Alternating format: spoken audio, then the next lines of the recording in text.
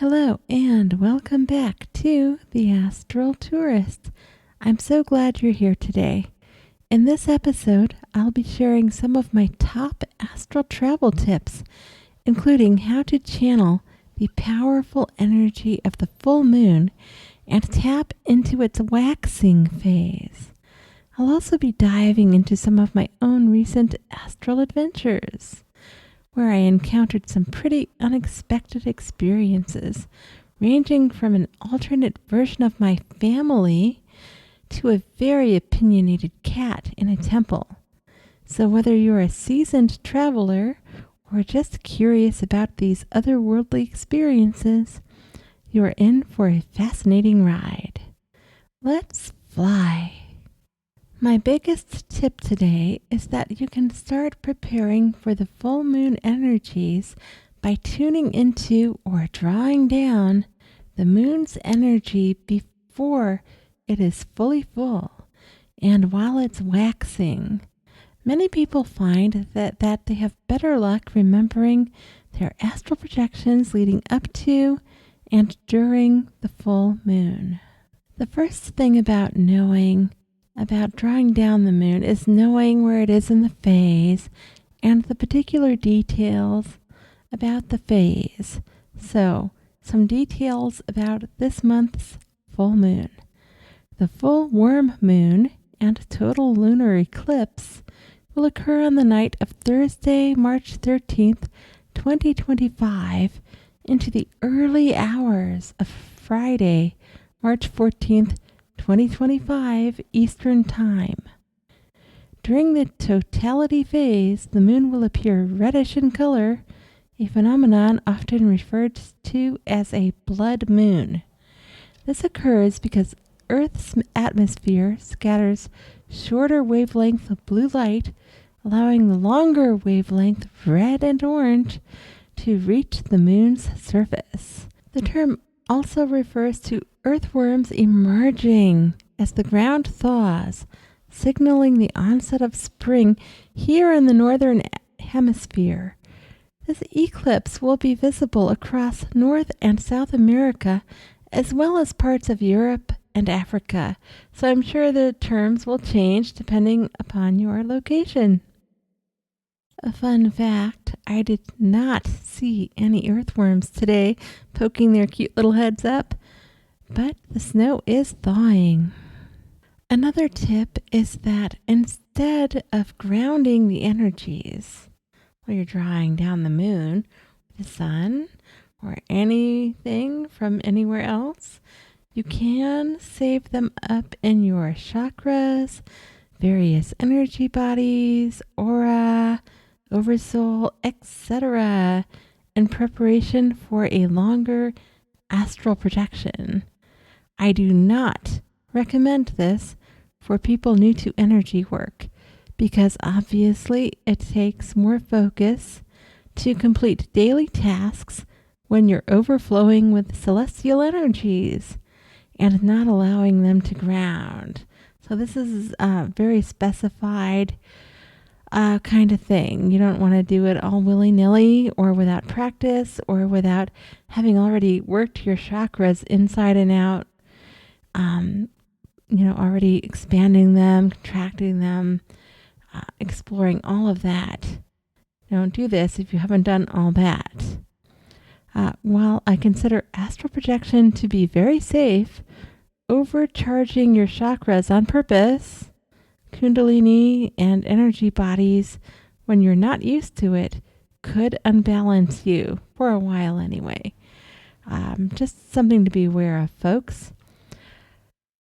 I began amping up on Sunday afternoon with a pretty basic meditation of drawing down the moon and just making intentions to connect with this particular moon and the celestial energy surrounding it, when a huge download of cosmic energies started pouring into me. I kept feeling floating sensations while trying to sleep Sunday night because I hadn't grounded the energies. Some of it dispersed anyway, as I had a few spontaneous astral projections. The details aren't particularly vivid, since I was still focused on conserving the energies for the longer astral projection I feel is still coming. So here are the astral projections I remember from Sunday night during those floaty bits all the way up until last night. In one I projected with a slim woman who appeared in sparkling silver, and a man who wasn't fully formed and looked like clay reshaping itself at times. He kept smiling in a way that seemed to suggest I knew him, like somebody else might wink at you. He was doing that certain kind of smile thing with his mouth, like a little upturn here and there. I think I know who it may have been, but I'm not certain. I believe we were on some kind of a special mission in the future, though I can't remember what it was. In another, I was in California near a thoroughbred horse ranch, helping someone with their psychic energy wards and fencing, so their horses could run free without anyone interfering. Then he invited me in to meet his wife, and I woke up. I remember not being sure about going inside, but he reassured me that his wife knew I was there to help. All entirely innocent. It was incredible to see those horses. I remember tears forming in my eyes and having to hold them back so that I wouldn't wake up. Remember, you have to control your emotions in the astral, so it's a tricky business there when you're feeling emotional too. There's just something about horses that's just so beautiful, and he was showing me his and how they ran, and it was really epic. In another projection, I encountered an entire doppelganger version of my family, including an older version of one of my sisters, who I actually never met in this lifetime, since she was stillborn. She came before me and she was stillborn. I remember my family talking about her every once in a while, but not that often. Like, they were mainly conversations I overheard from the stairs.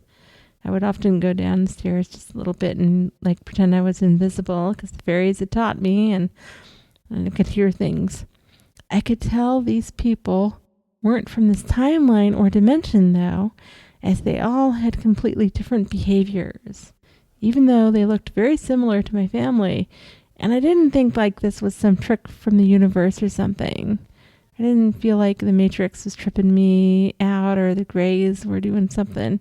I'm not a, how do you say it? I'm no victim, I just felt like I was observing. I must say the doppelganger version of my mother was much healthier than I ever remember my own being, and I kind of felt bad for my actual mother not being able to be like that other version. In another projection, I arrived in a classroom and sat at a wooden desk. My astral vision was still coming into focus, so I asked a being that resembled a man, but felt like an alien, at a nearby desk about the schedule. He reminded me I was the teacher. I hope I did a good job instructing, since I don't remember the rest of that one. I do remember looking at a stack of papers about interdimensional timing. It had the same vibe as the classroom from the Desolate Skyscraper episode I already posted, where many of the students were there simply because they wanted to ask me questions about Earth. I'll link up that episode in the description.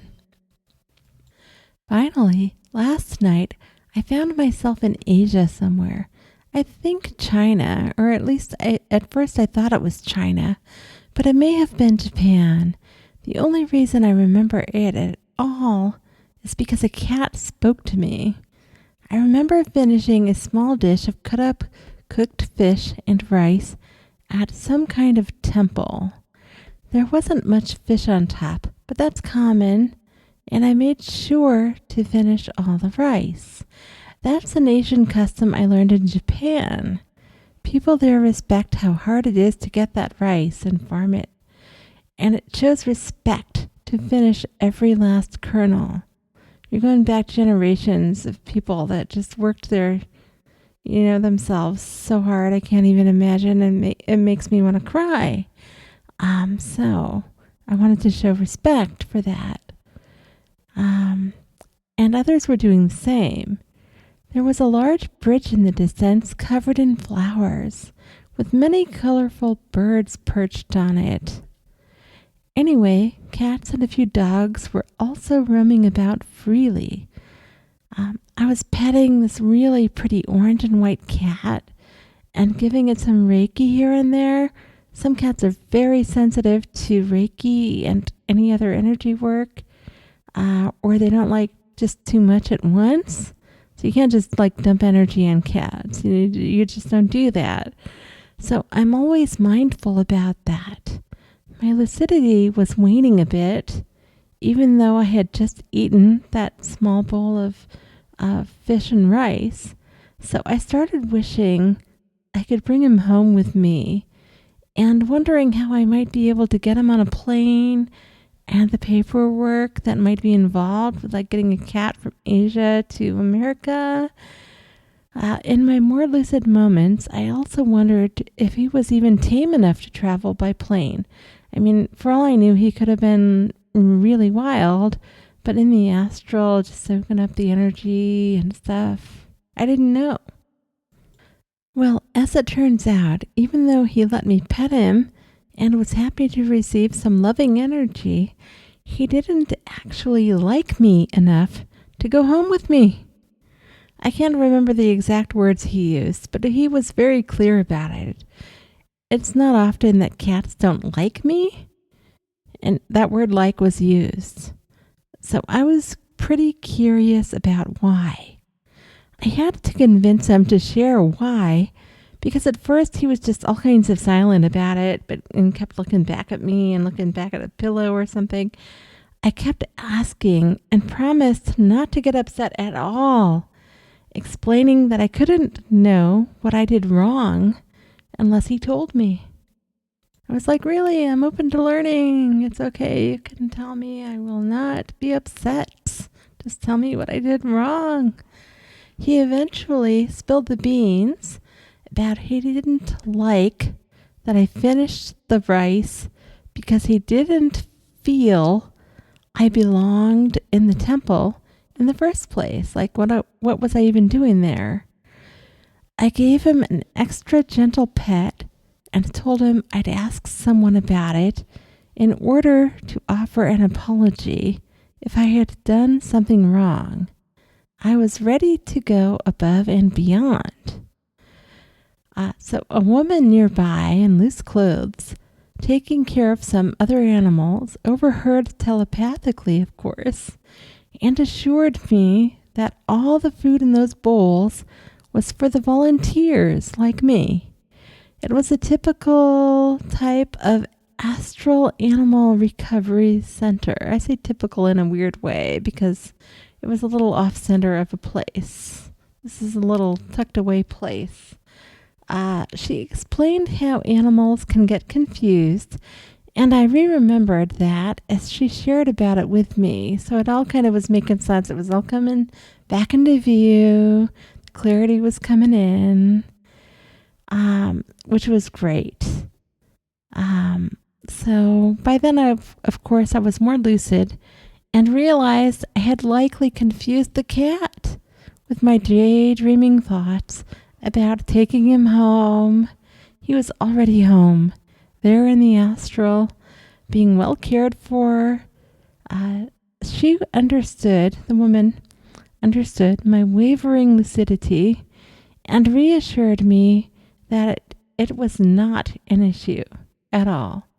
They were just happy for volunteers to come and help out with energy work and to just show love to the animals.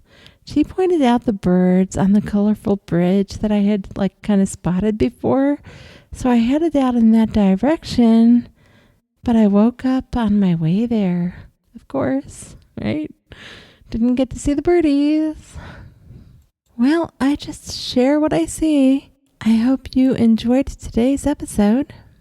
and found some valuable tips to help you harness the energies of the full moon for your own astral travels.